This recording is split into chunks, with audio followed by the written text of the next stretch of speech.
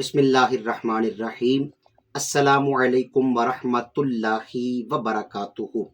آج کے پرفتن دور کے اندر ہمارے دلوں کی یہ خواہش ہوتی ہے کہ ہر کام کے اندر اللہ تبارک و تعالیٰ کی مدد شامل حال ہو۔